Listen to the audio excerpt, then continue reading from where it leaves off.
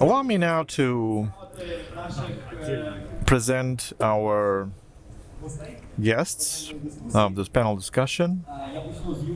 I'll start with Yuriy Fylyuk, or you probably know him. It's CEO and initiator of impact investment project Promprylad.Renovation in Ivano-Frankivsk, which is turning the former factory in the center of the city into a new innovation center. And basically, I think it's one of the coolest projects that is in Ivano-Frankivsk as of now.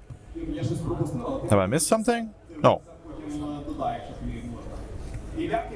So, Ilia Kenigshtein, founder and CEO of service company Office Solutions Creative States, Person of the Year in the niche of office real estate, and a person who is often joining these great innovations in Ukraine, such as 3G, 4G rollout, and doing everything possible for PayPal to work in Ukraine. It would be great to hear what's the progress in there.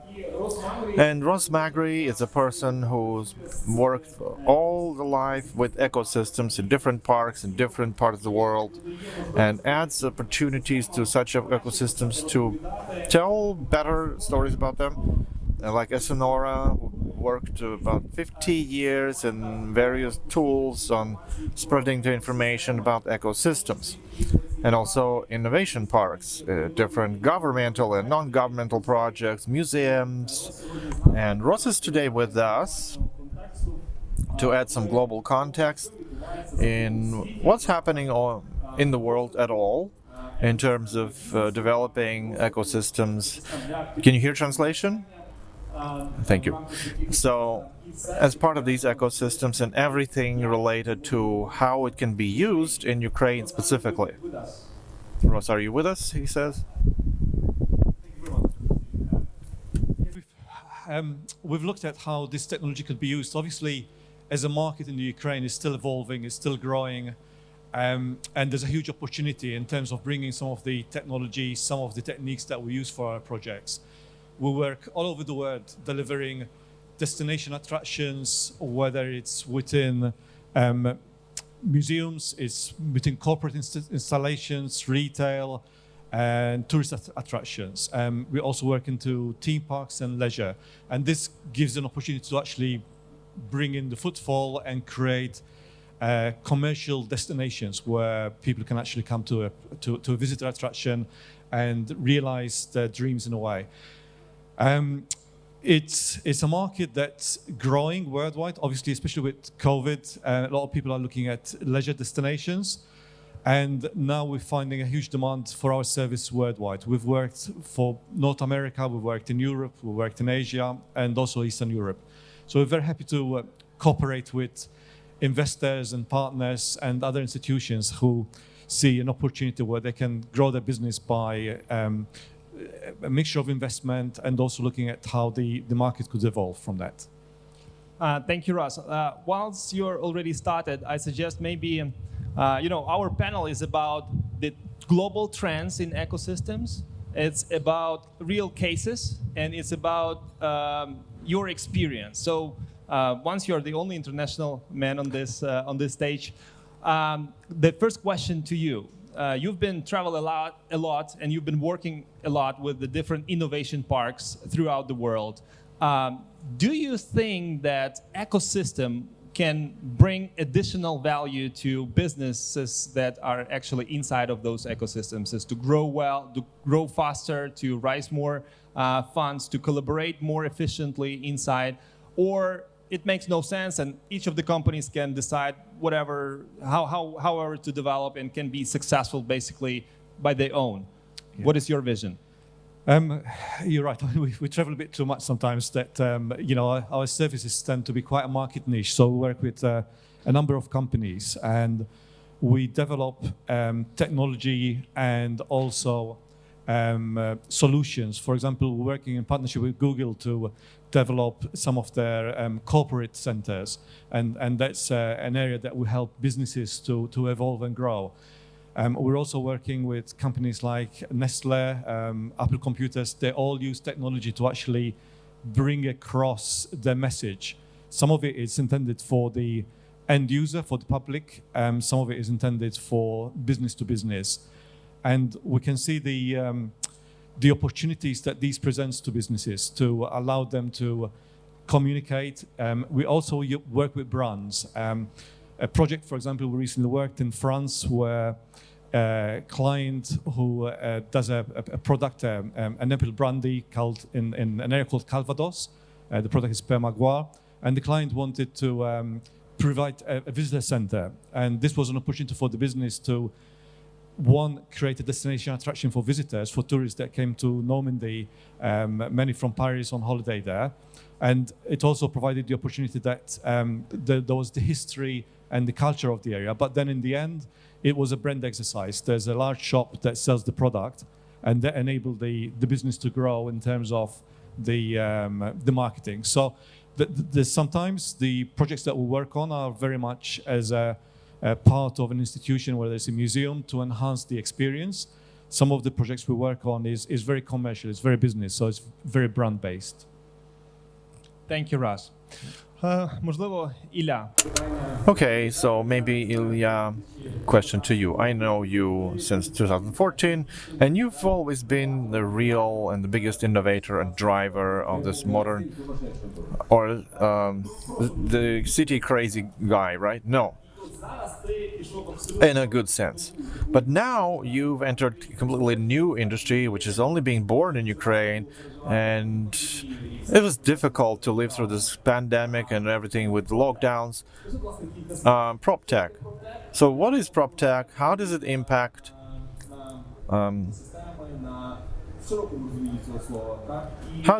the ecosystem in a wider sense, and what should be joined now?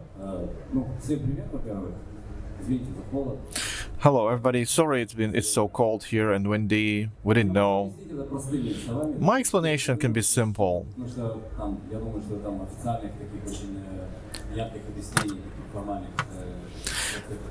You know, there's enough official explanations what property technology is.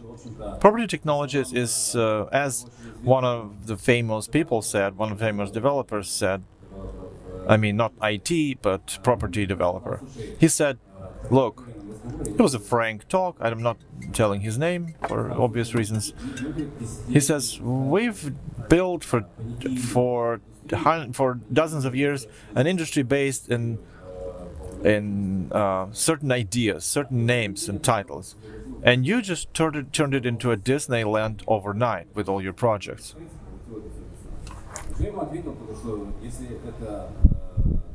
And I said, if this is Disneyland, it's great. I take it as a compliment because Disneyland is a great business. But that's simply put. If we're more elaborate, then maybe we should say a great thank you to the pandemic.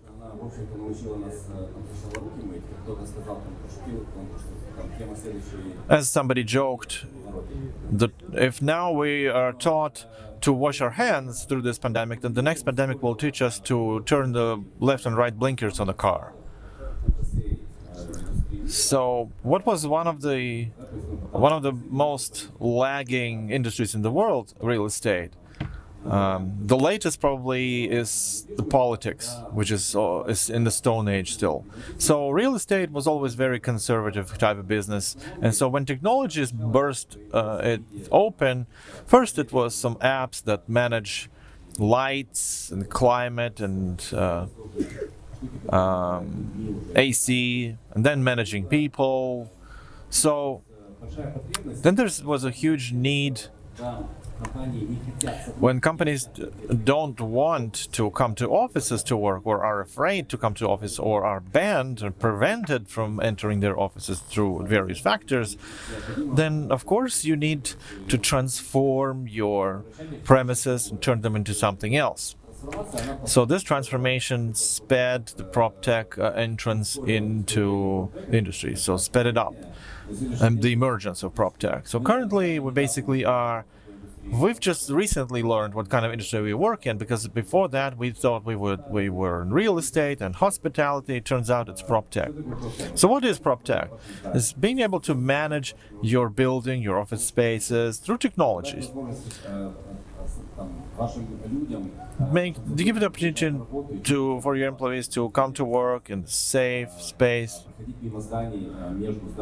to pass between the buildings, not touching any buttons, not opening doors. Everything is sensor built. So it's a huge amount of tools that manages your real estate. You can buy an apartment now and rent it out day in, day out, but not participate in that. You do it through technology. Of course, in the long run, there is a person who takes the decision. But in general, earlier it was possible. It was less possible. Nowadays, it's a colossal trend, which leads to companies completely reassessing the format of office space, of work hours. There's new different formats emerge, and we are one of those formats. We don't say that we are the only alternative to office space. We are one of the important alternatives. Yura will tell about his option. So PropTech gave us a big push for the innovations and technologies to really enter the industry, which has been non-innovative for dozens of years, and sped up the emergence of this industry. The pandemic is what does it, which was what I congratulate you with. All right, thank you, Ilia. Yuriy, to what extent Promprylad.Renovation is PropTech? I would say that PropTech is one of the principles that we also use, just as the ecosystem principle, the green building, and many other things. But it's an important set of tools, and it's just the challenge of the time, challenge of the new epoch in the modern real estate development. Yuriy has always been different by being shy, but I'm gonna nitpick because his project is unique. But in order for you not to feel so abandoned, you have badges. On the flip side, there's a QR code that you can use also to send us questions that we're going to discuss, of course, with our speakers by the end of this panel. So don't be shy and write everything. I see everything in our chat bot. Yuriy? For Ivano-Frankivsk as a city has always been unique. It's always been a Western Ukrainian city, but a small city with this authentic mentality and mindset of people who were always super self-organizing. And this self-organization talent, in your case, produced a project that changed the map, the picture of the city at all. You took the old factory premises and you've raised about 900 different investors, so anyone, any person, any company could be partial owner of this project. And I don't even imagine how big was the job that you've done, how many obstacles you had to overcome, and what difficulties you faced to overcome them. So can you tell us a little bit what the idea was, why was the idea emergent, how it changed the city, and what it gives the businesses that stay with you and also investors? Because our audience here probably will want to understand if that's profitable enough to have a small part in the big project. Okay, thank you. Yeah, you were saying right that Ivano-Frankivsk was a city traditionally of self-organizing entrepreneurs, and also with a classic set of challenges and limitations of a small and medium town in Ukraine. There are many of such towns in Ukraine: Chernivtsi, Ternopil, Poltava, Cherkasy, and several others. So there's this lack of the opportunities for local talents. There's a lack of high-quality education, and access to resources. And also there's a trap. As a result, these cities lose their talent, the brain drain comes, and they cannot reach the competitive edge on the global level. So we had this idea, what can be done to change the situation? So UNIT.City, for instance, to build such UNIT.City in Ivano-Frankivsk using Kiev logic was impossible. We didn't have our own big investor to start it. No business person to back it like you had with UNIT.City. But if you look at the market at that moment, it wasn't looking especially attractive. In 2012, Forbes put Frankivsk number 28 on the best doing business city. So low start opportunities, a classic business scoring shows that until now, it's still not profitable to start big projects like UNIT.City in Ivano-Frankivsk, but on the other hand, they are necessary because they will break us out of the vicious circle. So we found this solution in the impact investment. So creating a business that resolves at the same time economic challenges and investment tasks. But in its core, it tries to activate and use the whole city, the whole rayon, if you want. And we've looked into these old post-industrial zones that any post-Soviet city has in abundance. We focused on Promprylad because it was in the very center. It was already private property, so we talked with the former owners. We agreed that first we enter as rental. What did they produce? Gas counters. Natural gas counters. It was big. How big was it? Back in the Soviet time, the part that was still active, which we bought, was 2 hectares of land, 20,000 square meters of facilities, and we are building almost 40,000 square meters. So we found a model where we tried bringing together different investors from small to professional, from $1,000 down to $100,000. And as of now, we've attracted more than 10 million. We bought this object, we reconstructed the first 6,000 square meters. Now we're building the next order of 12,000 square meters. It's very similar to UNIT, but it has a different structure of ownership and interest. And the structure is that 70% of the ownership in the project is with co-investor who have double motivation. They are adding to an important development of their region, and there's a dividends, there's secondary market, but 30% of the profits we reinvest back into development project. Everything with education, arts, science, incubation, acceleration programs, etc., etc. And therefore, this driver, even with while in active development phase and only part of it has really launched, it already starts producing results. If you remember Forbes, in 2020, the second Forbes rating was put in a sum total best cities of doing business, now number 1. In 2021, it was the best city for IT businesses on the sum total of indicators. Of course, we cannot compete with Kiev yet, but social perspectives are there. The whole processes are launching. New companies enter that were never in Frankivsk and they want to enter Frankivsk. So the processes are already happening. So you can say that you had an idea to make the central place of meeting for creative and technological savvy youth.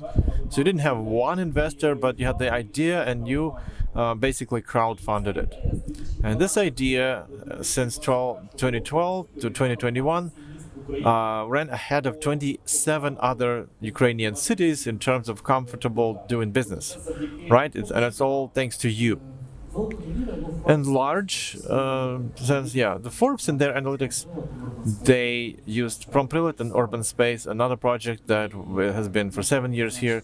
But you have to note that we also, for 7 years, we've launched a civil platform, Warm City, which united more than 50 businesses, civil society, backed an effective dialogue with local self-governance.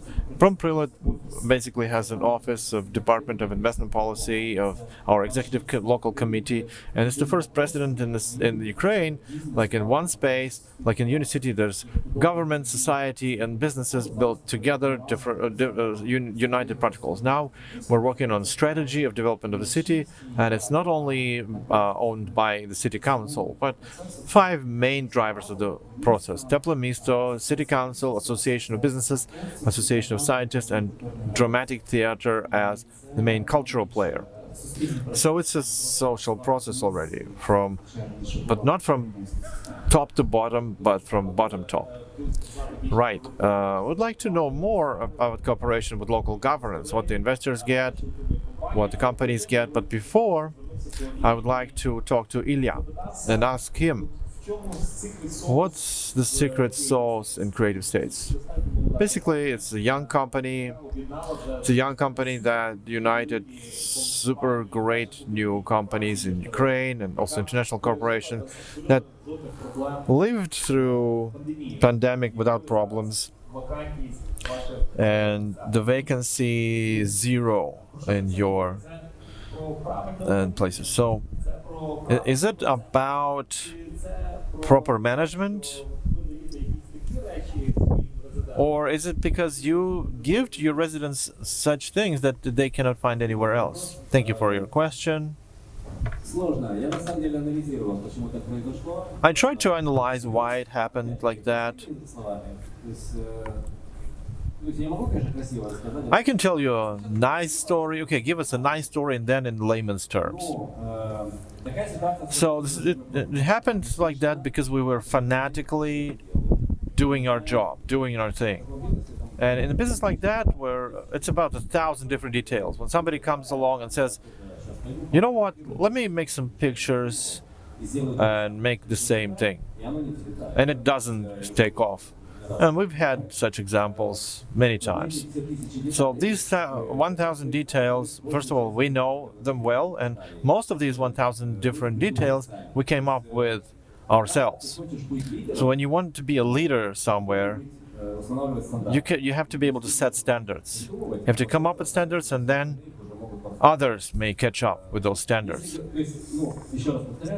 So again, it's because we understand very well what we're doing. We're deep experts in all aspects of our business. We understand that location is 50 or 60% of success.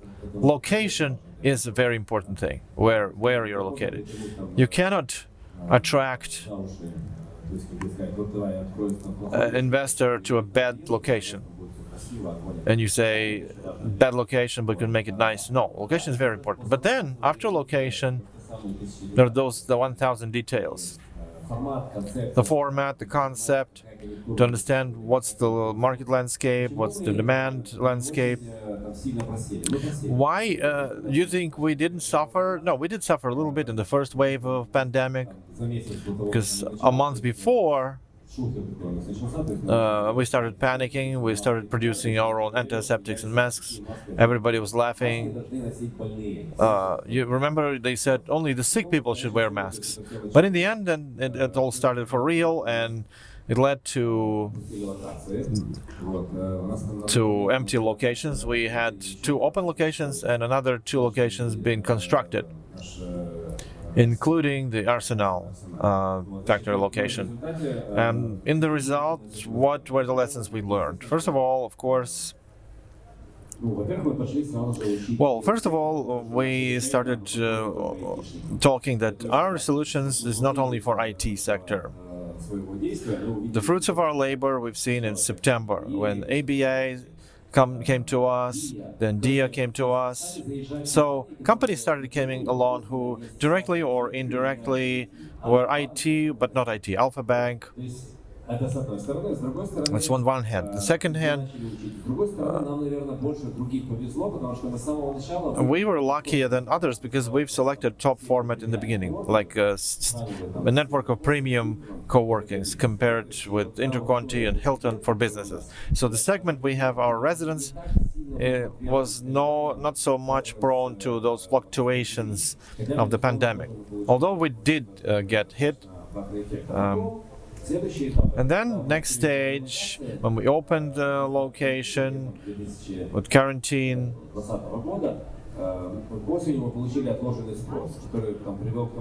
in the autumn we had a catch-up wave. All those who wanted before but couldn't, that it's not possible, not effective to work at home, you should hire co-working. There are still companies who don't understand it. That it's still okay. And the new companies came, not the IT, but state companies, real business came, different other sectors, tourists, lawyers, banks, retail, etc. And as a result, it made us a different, a varied hub. There are 2 plus 4 other locations. So other locations started filling up.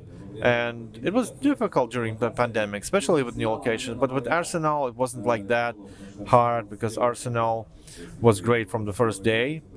It was the right idea, the right location, and we did a lot of work. Like I told to Yuri with what they do, reanimating factories, because it also was a factory that produced weapon systems and optics.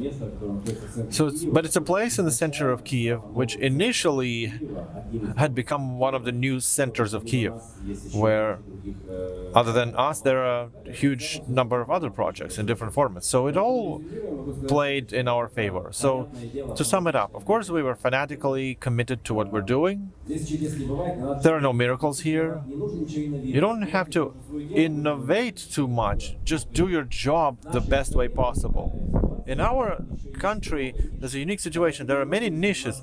You don't need to innovate much. You just do your job well. Walk the last mile on your own, and then you will be number one. After that, if you add something to this, you take it global markets, you take some best things out of it.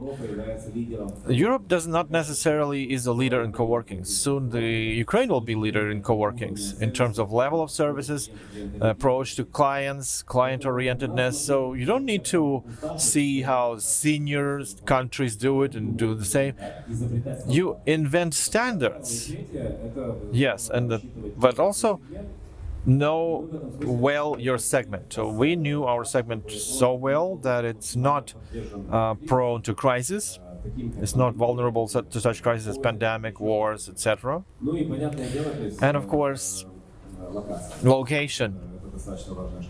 That is a hugely important thing. So the secret sauce is there, yes.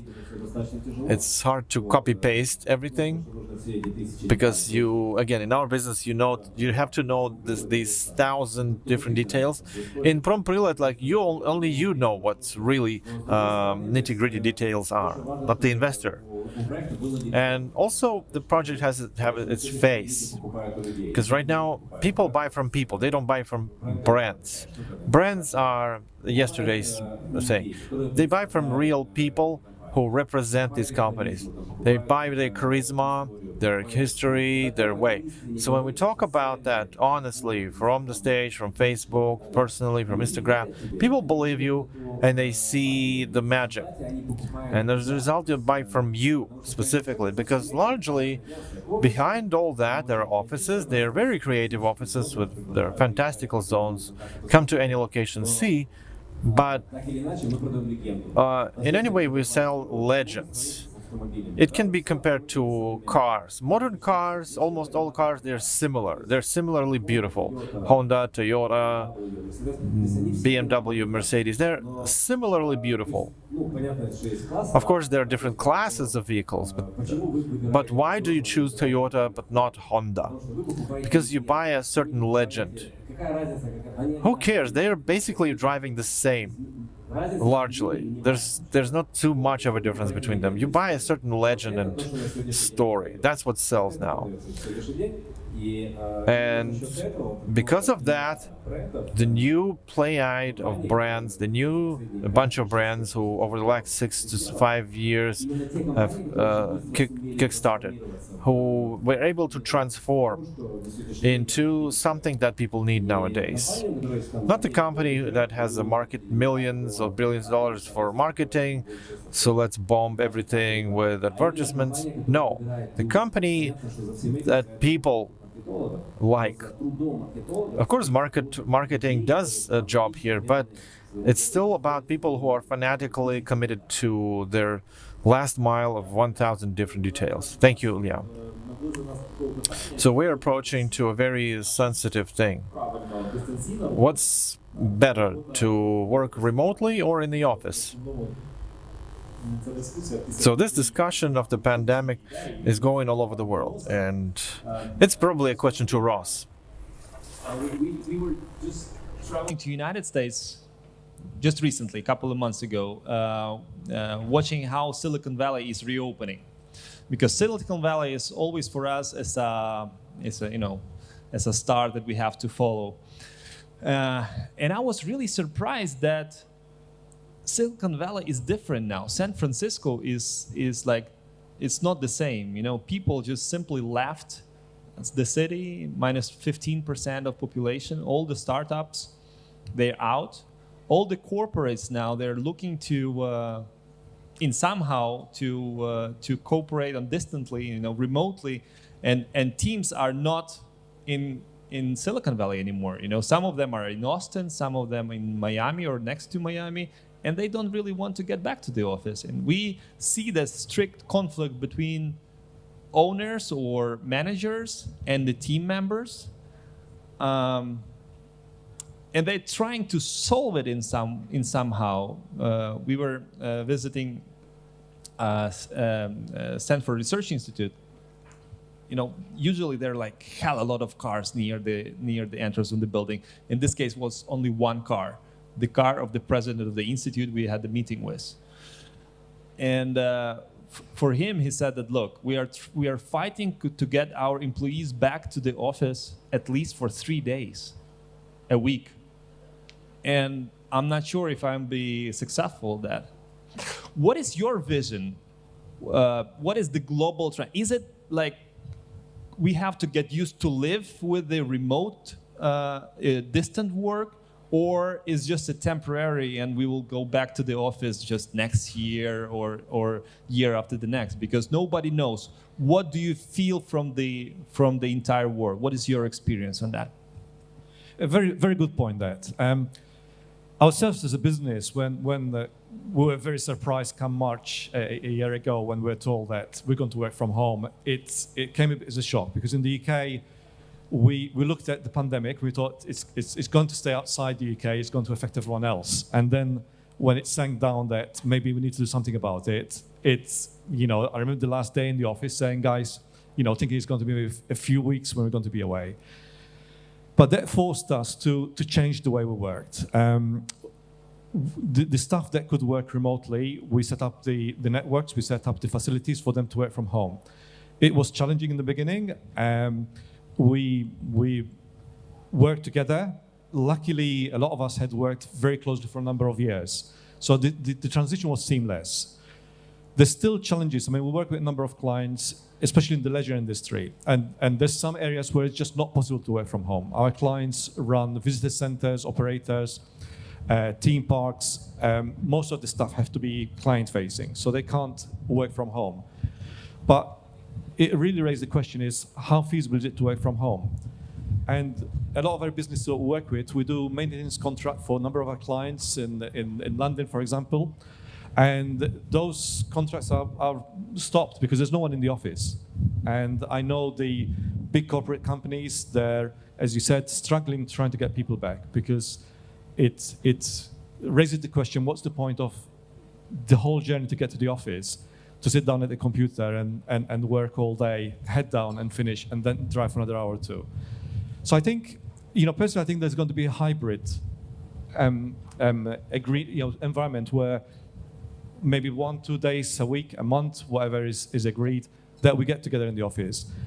The biggest challenge, I think, is from the younger workers. If you imagine when I was at university, my first job was moving from my bedroom to my front room to work on a laptop. It wouldn't be feasible, and I don't know how it works. So it's very easy for teams who've worked together for a number of years to transition to working from home. We're doing it to an extent. Frequently people had reasons to work from home, so it was just taking it to another level. But I think it's going to be very challenging for the younger workers who are leaving education to be able to work from home. That is going to be a big challenge. The other question that raised also us as a business, we started to look at employees that are not within commuting distance of our office. So over the last year and a half, we started to employ people that are within a distance that would be too far to come to the office on a daily basis. And we did that almost subconsciously. I'm sure other businesses done the same. And now to revert back to saying to these people, either have to come to the office, which is not feasible, or find a replacement is not easy. The advantage is it widened the opportunity of finding people that have the right skills that do not have to live around the corner from us. Having said that, it's also going to question how we work as a business, because if someone is based in Manchester, they could be based in Frankfurt, they could be based in Ukraine. There's nothing stopping us to employ designers, people who can work remotely to help with our projects. In fact, we've got one project which we're working with in Qatar. We've got some design people that actually, or one person is actually based in Portugal. And because we're all working from home, it doesn't really matter if the person is just around the corner or is working. Personally, I went out in December from the UK on another project. We've got a project in Malta. And I went there for a few weeks. And then we thought, okay, you know, the borders in the UK are closing. We've got business in Europe. I might as well stay in a hotel and work from there. It made no difference. Normally, I have to be in the office. It'd be difficult for me to go away for a few weeks. Probably it's just manageable. You go away for a few months, it's impossible. But because everyone was working from home, we were all equal. So I stayed in Malta for a few months, working from there, and then moved to France. We've got another project, and I worked there. And I only got back to the UK sort of May, June this year. I've never been in the office for that long. So it shows how the environment has changed from a situation that I would never dreamt of being away from the business for more than maybe a week or two, to being away for 5, 6, 7 months. And the business operated naturally. So I think we need to embrace some of the changes that the pandemic brought. It wasn't easy for everyone. I think there's some painful changes we need to make. I think some businesses have suffered and others have gained. The leisure industry, which is our main core of the business, has been very difficult for them because they're literally asked to close. And you know, there's no halfway house where you can just work from home, or you know, some people try to do online, but that it's only limited to certain markets. But where there's opportunity to work from home or to work remotely, I think that's a huge benefit. Not to mention also the benefits to the environment. The quality of life, I think it's something that's worth considering. It's challenging sometimes. I think the human interaction, I mean, I found the last few weeks since the borders opened, I've got trips back to back for the next 3-4 weeks because people are desperate to just meet in person and build a relationship, especially with investors, with big projects. A lot of our business is on trust. And you can achieve up to a point via Zoom. There's nothing like going to dinner with someone and building that trust. So I think that stays there. But we can find the balance between working from home and benefiting from the fact that you can have better quality of life as opposed to sending it in packed transport systems in the car for hours and hours, but also still retains this personal relationship. I think it'd be a perfect balance. And there's always a silver lining to any you know, pandemic or situation or you know, as the case has been, where you can look at certain things that we're so used to doing it the one way that we can look out of the box and think, is there another way? I think this is an opportunity to embrace some of these changes and you know, take advantage of the working from home position. Там, будь ласка. Я б навіть, знаєш, розширив контекст. Yeah, I would even expand the context to get your answer. Because in Ukraine, we encourage each other to join businesses, join teams, to think about something together and grow together. But the global concept is hybrid. It kind of blurs our philosophy a little bit. So from what you wanted to say, could you tackle also this question? Well, if there is no goal, people don't get together. Like there's an American dream as a goal. What do we have?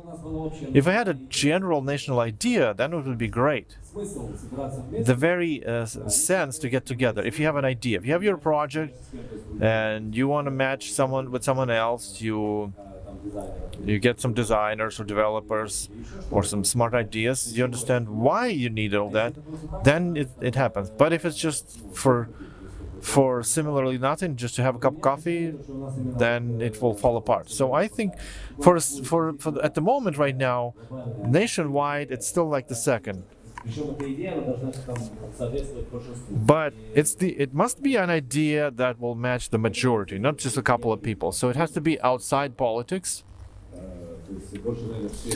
It must be social sphere or something. But what I wanted to add to what Ross said, the Western world has quickly realized that work from home concept is a concept that leads to a dead end. But to change it, there's a concept of work from anywhere, where you can work from home or from cafe, from co-working, from the office, anywhere. Look at the Dropbox. They turned their offices into Dropbox studios. And they not only did an open office format, but they turned them into a co-workings. So working from home, like 100% work from home, is not and can no longer be normal for a modern person, because the modern person is not enough conditions where they are at home, because they need socialization, they need communication, they need the small talks, the chit chat with the colleagues, and most definitely their new format of office is some kind of hybrid, because everything mixed together. There is no format of working 9 to 6. I mean, intellectual work. You don't necessarily need to come to 9. I'm at 9, open the computer, shut it at 6. And then you come home at work, you come home, open the computer, what do? You answer the emails. And the same happened before, but during work hours. So it's all mixed together now, work and leisure, and it's hybrid now. There's for office estate industry, thanks to the pandemic, just took up the space where it had to be long ago. And that, as a result, sped up this whole process. So work from anywhere is the new standard, is the new trend. You can work both there and there, and it's difficult for companies to adapt to that, but I think that's the future where we've come. Like 2 years ago, we thought it's going to be 10 years, but right now, it's here. But not work from home. Work from home only is a dead-end story, I think, which it's loss of efficacy, it's lack of momentum, because nobody gauged how the pandemic impacted the psychological state of people, what's happening there. So this freedom is more effective than just working from home. Wake up, go to kitchen, and there's no change of space, and a lot of irritants around, like family, children running around, and the houses themselves. The majority of countries nowadays. You're from where? UK. So, like, the UK was not adapted to working from home because apartments are mostly rather small, right? And houses were rather small compared to US. How can you work at home if you don't have an opportunity to place simple utensils there? So I think the trend from work from anywhere is the new trend. It's the absolute trend. And companies who manage to switch over, who don't force their employees to come to office every day, but they don't send them home to sit as batteries. Those are the companies of the future. I would agree rather than disagree with you, because I want to give an example of UNIT.City. Every year we make this huge study about how our residents live in our ecosystem. Are they happy here? What's missing here? What's the NPS level? So we engage a big international company that specializes in that, and for us it was interesting to know that 30% of all of our residents work in projects in between themselves. So they are here on our premises. They go to events that we organize, they meet each other, they communicate, they come up with something new, and they sit down and they start to implement that all together. There's a training component, there's educational component. That attracts people to find creative people like them, teams to get together, merge in with other teams, startups, funding, because startups need funding, and we attract companies who come to give away money to startups, and that enables us to attract big corporations. That's the basic ecosystem, how it works. When you have education, when you have companies that are on the same premise, they are similar, not like in business centers. Some do clothing, some do banking, some do IT, and they don't have anything to talk about together. But when it's united, when it's homogeneous environment, that's how new projects and innovations created that get funding and get sold to big corporations. That's our model. That's we follow it, and we find a lot of inspiration in creative states, because they're leaders in services and approaches how to properly approach your residents, how to love them, how to make them happy, so that when they come to work, they feel so comfortable as at home. So UNIT.City is something we learn from. So, but working remotely, which the whole world is fan of it, because of course it's understandable. Like I've seen some study which says that if you make up to $80,000 per year, you're not always happy. You're fighting. Like I will reach that threshold and everything will be okay. When you reach that threshold, though, then you lose that financial drive. There are other components that drive you to come to work and be motivated. And I think in Ukraine it's a unique chance to do that, because there are not many people who make up to $80,000 per year, and there are many people who are ready to work with huge inspiration to reach that. But in developed world, it's no longer a valid motivation. So a lot of people make much more than 80,000 per year, even the middle class in California, where 80,000 it's nothing. So a place has a meaning, is important. So location, if that location supports you in your growth, like what you have in Ukraine, which stimulates you to make more money, to run faster, to come up with something new, that's the place of the future. Can you tell me, Yuri, how you're in Frankivsk, do you feel the same, or you think it's different? So, especially what Ilia said, it resonates with me, and maybe I will add that maybe that's the case where we in Ukraine, our relative poverty kind of helped us, because all over the world they had a pillow to lay upon during the pandemic. We didn't have that pillow, safety pillow. We had to take to live with new reality and learn to live, not to wait it over. Now everybody understands that it's not a short story. There will be new pandemic or something when this one passes. So we have to be flexible.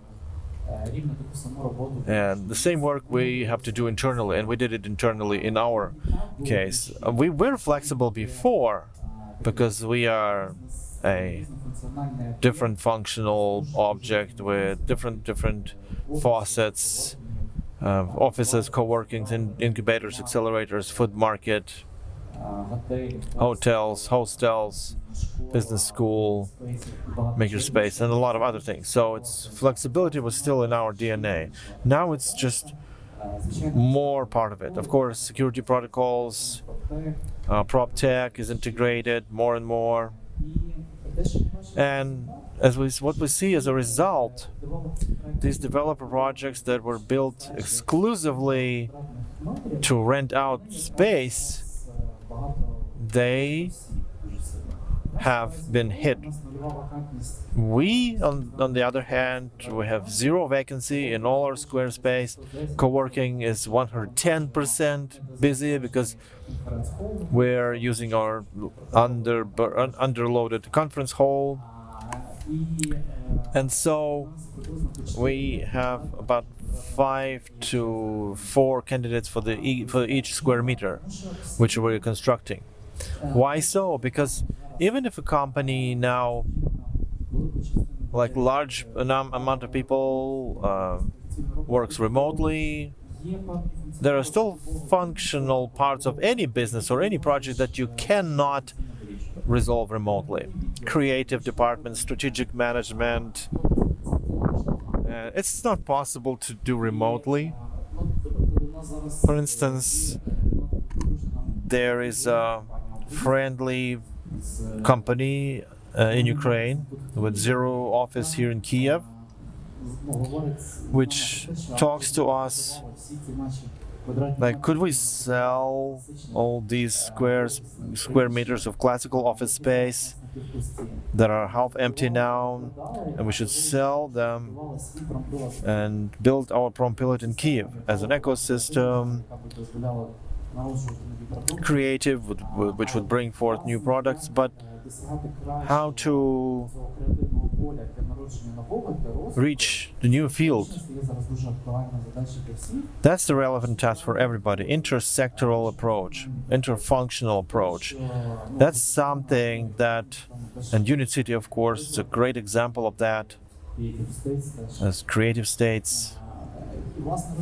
And the results that the projects show, and the vacancy that we're talking about, in post-pandemic world or in pandemic world, it's that's a demonstration of that. Thank you, Yuri. Okay, we have Telegram bot for the viewership. We get many of your questions. We will get back to them, of course. But this last question from me, because the pandemic forces us to do transformation and think about specific steps. We understand the trends now. Let's talk about cases. What specifically has to be done for us, for ecosystems, so that we are interesting not only for owners of companies to be together, because they of course have an interest for the company to grow, but also the workers who work for these companies. What creative states have done in this regard? So what's the question again? You mean not the top managers who we sell, but the employees? Like, I don't want to go anywhere. I feel cool at home. How do I attract them here? How do we convince them that it's more effective here? What would your argument be? You know, before that, I would like to add about the UNIT.City, because I think UNIT is a unique story. It's like you build a city within a city. It's great. And it's great that basically you look at creative states as a benchmark. It's great because we're getting integrated into existing city, but you're building your own city. But you're right. We are agreeing with owners, with CEOs of companies, with representatives of project managers of some companies who, in the result, who fill their spaces with our employees. We have a number of cases with a company of more than 200 or employees, and it's not that easy to manage all that. So once again, I like to start with small explanations. So we have a format.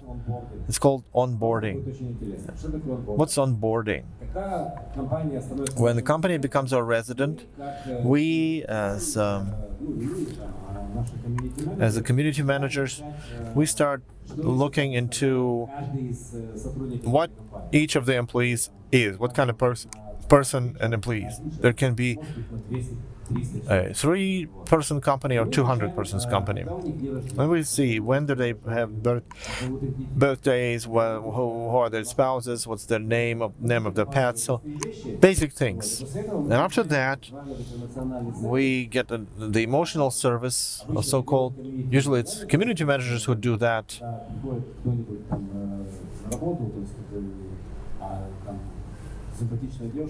When somebody comes to work and there's a beautiful girl, a beautiful gentleman asks you, how was your jogging yesterday?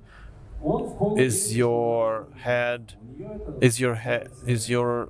leg itching or not, or hurt at all?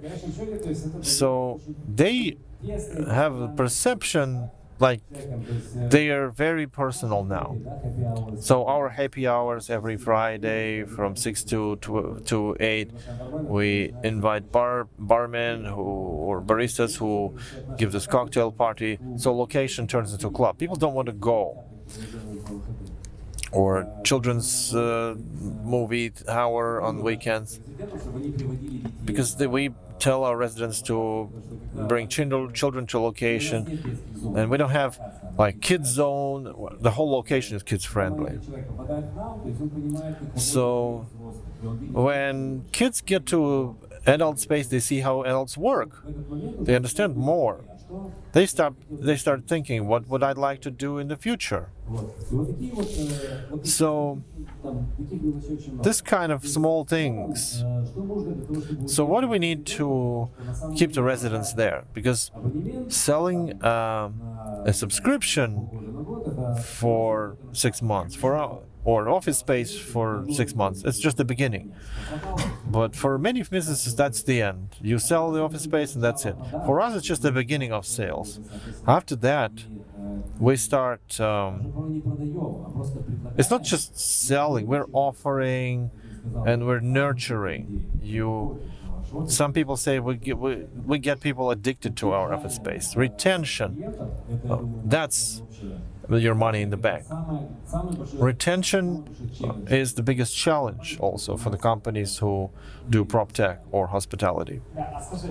Ilia, if you've been in co-working or small ecosystem, bigger ecosystem, do you think growth of the company, does it has anything to do with that they get together with companies like them, or is it their way? Like Teche, our company who's going to come later, they created their own ecosystem, they nurture it. It's an internal ecosystem. Google is the same. Do you think, from your example, does it help or does it not help? The cool, communication, cool vibe. Does it impact positively the scalability or the financial thing? So it's like privacy within the ecosystem. That's where this panel started. Privacy within the ecosystem. Open spaces where everybody's working together, that's yesterday's story. In our plans, we will transform these open spaces where people sit and work face to face in general zones. We narrow them down, we make them smaller, but instead, most of our residents, they work from offices, different sizes, from 1 to 40. So you have to have the opportunity to be inside, to have some kind of privacy, but also being able to share the zones where you can just be together, where you need to communicate. That's another big mistake of many projects that do co-working spaces, is that they try to force their residents to do something all the time. Let's do hackathon, let's do that, let's do that. The task is to create the best environment and don't stand in the way like a brand. It's their office now. You're servicing them. That's very important. Not you are on the bandstand now. Your company's on the bandstand now. So the very essence is probably therein. The cool vibe and the mingling together, that has a different effect on different people. It irritates and annoys some people. Like we recently opened the summer terrace.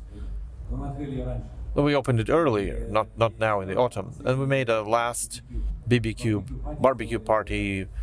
We arranged it during happy hours Friday, last day of summer, etc.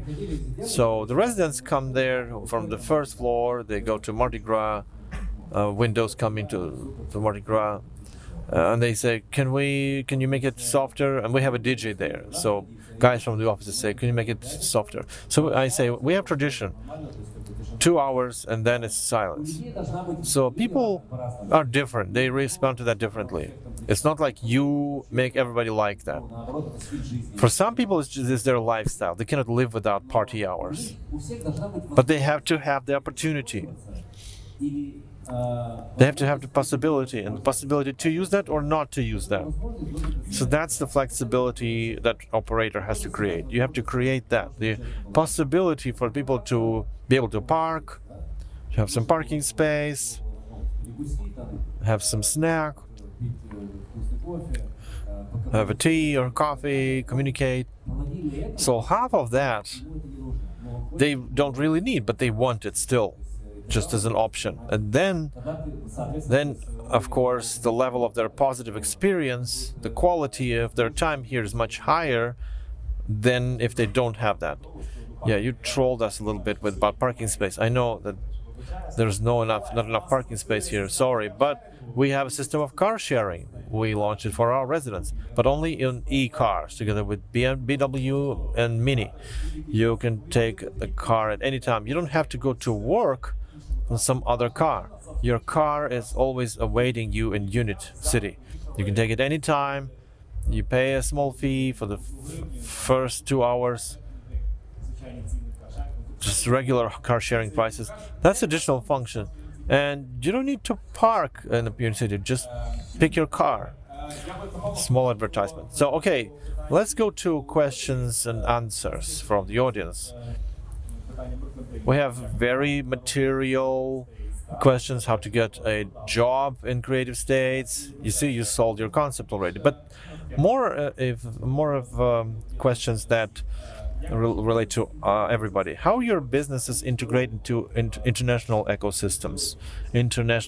Do you integrate with them well?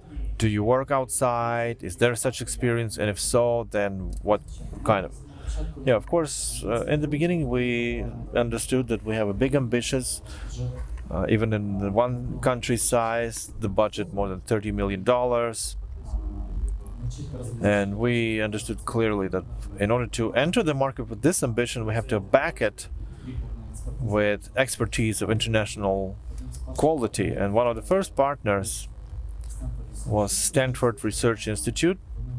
And they basically helped us analyze microeconomics of the region, to design the ecosystem, what should the key functions be, how to build the culture, how to build that innovative ecosystem with higher capitalization. And that was their first project in this space. So the same team who worked with us, their previous project was developing strategy of creative economy for the Arab Emirates. And we did communication with the first VIPs of the country. And then they came over to Ivano-Frankivsk. There was a London office changes, BMW, Bosch Foundations, Soros Foundation, different experts. The first business plan was done by Ernst & Young. Now we're constantly present on all key platforms, and our Western partners call us there because we build inclusive economy with inclusive, responsible society. And this is the potential to be part of the solution, not only for Ukraine only, but for outside partners as well. That's why we often, Davos, Stanford, Oxford, the Chamber of Lords in Great Britain, Toronto. So, Ilia, how do you work with international partners? Do you hire international consultants? Do you integrate into international co-working crowd? Do you learn something from them? Do you go train abroad? Does anybody consult you? What's your international contact? No, we don't get consultants. Don't hire them. But we do go. We did go before the pandemic in different projects abroad, and we've learned a lot. We've learned a lot because Creative States initially was like a fairy tale land. It's called Creative States. So why states? Because each location is a separate state, and then from early on we decided that it's going to be kind of American style. The format is American, so it's 100% bullseye about our clients. We get written about in the West. We are called one of the brightest, coolest projects in Ukraine. They showcase different locations. We have a huge number of companies among our residents. They're Western companies. And they're comfortable because inside interfaces are in English, everything is in English. And we think we communicate using the language that the customers use. Well, text messages are anytime we're in English. Let's start giving Europe here, not going outside. So as a result, primarily our communication with the Western world is based on the fact that companies who are residents, those who are listed in New York Exchange, I cannot name their names all because we don't advertise them. That's the rule. We don't showcase everybody. Like Monobank hires offices from us. Alpha Bank hires offices from us. Cyber, it's a global company that is listed in New York. Murka, Pletica.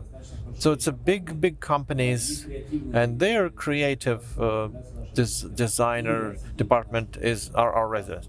Dia, the public company, their apps, citizens apps, Dia, that's been coded in Creative States. European Business Association is our resident. Who else? Well, there are dozens of them, maybe hundreds. And there are many foreigners among them who come to Ukraine and they say, look, what you built here is it's not only matches our vision, it's Vision Plus, because we haven't seen these things in our countries. So coworkings, nobody has ever measured, nobody rated coworkings as restaurants like Michelin stars or hotel stars, anything, airlines. Nobody rates co-working spaces like that. So it's quite easy for us. We can invent different things. We can call ourselves a 5-star co-working because there's no benchmark. There are some networks in the world that do something similar, but there's not much benchmarks in terms of benchmark. And we're friends with them, by the way. In terms of what we do, and thankfully we are no longer compared to WoW work because it's downgraded quality, and financially we're different in terms of profitability and revenues. So that gives us the understanding that we have a blue ocean, uncharted territory, and we don't only count on IT companies, but all companies who have to or believe that it's necessary to move to a similar space. So of course but they're potentially our customers. Although they cannot afford it now, tomorrow they will be able to afford it. And you just asked how companies grow within. How does that impact? Well, basically companies grow. We have 20-25% internal growth. We never sell 100% of our offices, we sell 92-93%. We leave this 7 to 8% for internal growth, because if the company grows and they have nowhere to go and we don't have the new location, they get angry and turbulent. So we keep the offices that are necessary for internal growth of the company. So out of our observations, companies who are in the segment of 10 to 15, they grow quickly. Bigger companies, 150 plus, they grow also quickly. From 100 to 120, they are more or less stable.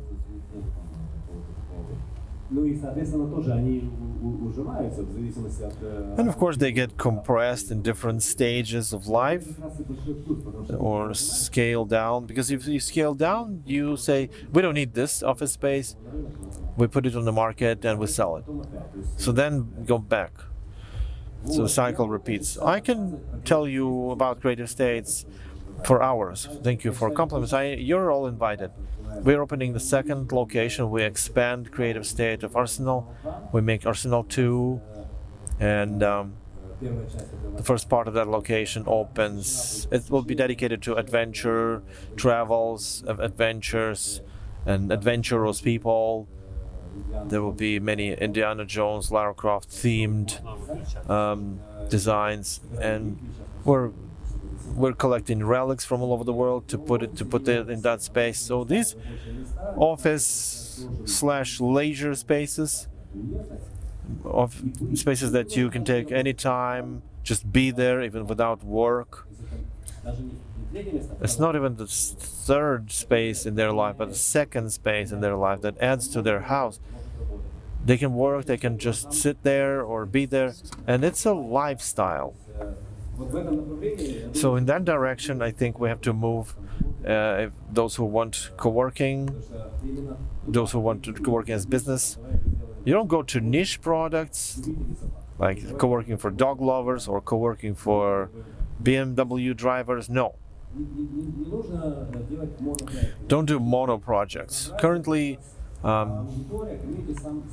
community-based project. If you created diversified environment, then the community creates that vibe that you can feel when you get to our spaces. Thank you, Ilia. I think we have a very interesting conversation with a description of global trends, ecosystems, where the world moves, remote or hybrid work, how to create an incredibly great service for a company with their subsequent growth support, how to self-organize to such extent in terms of civil society that you'll be able to implement projects not only noticeable within one city, but noticeable throughout Ukraine. And finally, I would like to ask you all, what drives you? How can we make the whole Ukraine as a project like that? We also put this project in the chat, but what do we need to attain? What do we need to do to make it quicker and simpler? You believe? Let me start. I've had an interesting conversation with my a friend of mine. She's a cultural researcher. She told me her conclusions as some character traits of Ukrainians. We're very strong in creativity, and I believe that one of the biggest capitalization in this country is through creative industries, through creativity, unfolding your potential. Second thing she said, which surprised me, that we are strong warriors, but we are weak warrior leaders and state leaders. And thirdly, we are not very good business people. And one reason is that we are afraid of scaling up. That is also historically grounded. But I think that it's important to think big. And in our history, for instance, maybe those who love football, some 5 years ago there was an English championship where Leicester, a company which was never in the top 10, which got from the lower division and became a champion of England. It was a miracle for everybody. So that reminds me about the Mind Ball, a film with Brad Pitt. So we're trying to do the same. Thinking big, that charges people, that drives people, that attracts also investors, and that attracts residents, and people treat us well. That's why we have zero vacancy. So thinking big and acting big as well, it's an important skill to back your dreams with action.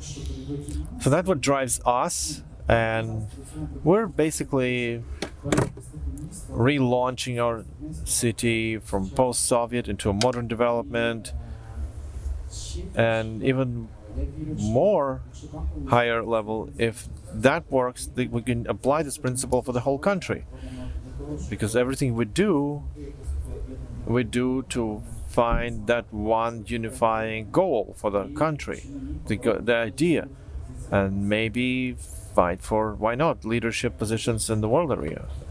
Ilia, can you add something to that? So what drives us as a company, and then what drives me personally? Yeah, you put the company first. I see, right? That's true entrepreneur. Yeah, the company wants to become a global company. The company wants to cross borders. In our expansion, we're thinking about expansion, of course. We have a location in Dnipro, and we also are interested in other big cities. But our objective is to expand forward, not to move forward. We look at the Middle East and Asia, like we look at Europe and not only Romania and Poland, but Middle East. We want to enter those cities where there's value in what we do. The value of premium segment, if we can call it like that. So in terms of company, of course, the company is driven by being different. It's a black sheep. Like UNIT.City is also a black sheep in Kiev. We're in a company that thinks differently within. We have a manifesto, which is a corporate culture, but not just a set of slogans. It's not a set of mottos and demagogy. Those are facts that we're trying to match by 70 or 80% at least. Regarding our employees, we don't have the strict hierarchy. We have a matrix style management. So in the long run, we're trying to make our company tasty and juicy, not from the outside only for the customers, but for employees. That's why we get a question how to get hired. It doesn't say that we have a beach house for everybody to enjoy cocktails 24/7. No. I like mountains. I'm going to tell you what drives me. I like mountain climbing, and just recently we took half a company, living the second half of the company working. We brought them all to Carpathian Mountains. We went to Koverla Mountain. It was difficult. We had many ladies, and they were carrying backpacks, and they were sleeping in the tents for 2 nights. But that left an incredible trace in the minds of people. Can you imagine? We went to 2 mountains, Petrus and Koverla, and slept in tents. For many of them, it was the first time in life. So these non-standard, out-of-the-box approaches with people, they give much more for a long-term perspective than just hierarchy, 9 to 7, and KPIs, and etc. In this regard, of course, we've grown a little bit. We need to be on par. But I personally I want to avoid this machinery approach. We want people to be not too tired, but excited. More excited than they are tired, not because they get a paycheck every month. And the last thing that drives me I'm gonna wrap this event. I'm gonna come to my location in Arsenal. I'm gonna put some normal clothes. Sorry, I don't like the suits. That's not what I usually wear. Then I sit in my wife's car, and she brings me to the airport, and I go to Kathmandu in Nepal. And tomorrow I'm gonna start an expedition for Manaslu mountain. That's a 8,000 meter high mountain, one of the 8,000 meter high mountains in the world, and I'm going to get there with a great company, Couloir, who does extreme sports like that. Just a month ago, I went to Kazbek Mountains, so now I'm back to mountains. So that's the place, that's the space where I get a lot of ideas, vibe, and strength. It's difficult, it's extreme, it's mortally dangerous, but I go with experienced mountain climbers, so wish me luck. And maybe last question to you, Ross. Now you see all our contexts and all our challenges that we have. What you can advise us from the international perspective to be interesting for other world, for Europe, for United States, for Middle East and Asia? What do we need to do? Are we heading the right direction, or should we see a little bit wider and implement something different? What do you think? I'd like to just sort of answer the same question that you answered, what drives me. And I think, as you were talking here, what drives us as a company is helping people like yourself who has vision. Because all our clients, when we travel to these places, it's clients who come to us that want to do a project. They come to us with a blank sheet of paper and say, look, we've got an idea. We want to do something. How can you help us? And our challenge is to take your enthusiasm, your vision, and help you achieve that. And we're part of that, sometimes we're quite a critical part, sometimes a smaller part within the business. But we drive ourselves because we see the end vision. And what we do, we feed into the client our ideas to build that business. We have projects, we work internationally, which is, where you want to be with there. But our challenge is really trying to convert these ideas into reality. And that is what really keeps us as a business, and also our creative team. Because although we're very heavily involved with the technology as well, the project starts with an idea. It's just have a space, have a project, have an opportunity, tourism. It could be a business, it could be a brand. How are we going to make that a success? And we form a key part. So the challenge for us is and the ambition is to make people like yourself a success. To go back to your last question, from what we see in Ukraine, and I've been here coming for a number of years. I probably been coming here for about 10, 15 years. So I've seen Ukraine changing over the years.